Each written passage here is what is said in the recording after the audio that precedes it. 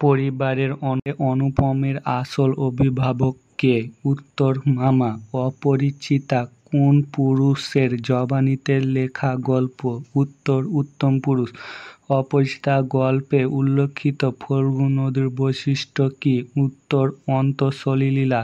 অপরিচিতা গল্পে আসর জমাতে অদ্বিতীয় কে? উত্তর, হরিশ। অনুপমের বাবার প্রথম অবকাশ ছিল কোনটি? উত্তর, মৃত্যু। এ জীবনটা না দৈর্ঘ্য হিসেবে বড়, না গুণ হিসেবে? কথাটি দ্বারা কি বোঝানো হয়েছে? উত্তর, জীবনটা তুচ্ছ।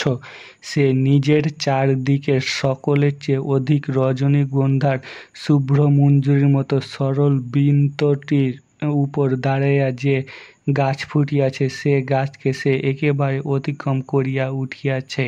কে? উত্তর, কল্যাণী। রবীন্দ্রনাথ ঠাকুর কত খ্রিস্টাব্দে জন্মগ্রহণ করে? উত্তর, 1861। অপরিচিতা গল্পের শীর্ষ মুহূর্ত কোনটি? উত্তর, শম্ভুনাথ সেনের কন্যা সম্প্রদানে অসম্মতি। অপরিচিতা গল্পে গল্প বলায় পটু কে? উত্তর, হরিশ।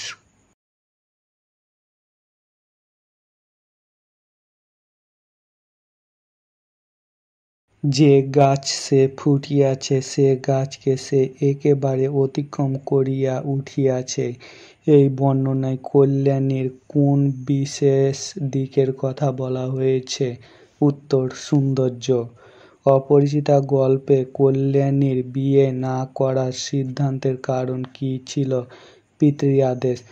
ঠাট্টা সম্পর্কটা স্থায়ী করিবার ইচ্ছা আমার নাই। উক্তিটিতে কি প্রকাশ পেয়েছে? বলিষ্ঠতা।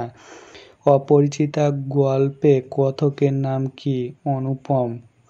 অপরিচিতা গল্পের রেল কর্মচারী কতটি টিকিট বেঞ্চে ঝুলিয়েছে? উত্তর, 2টি।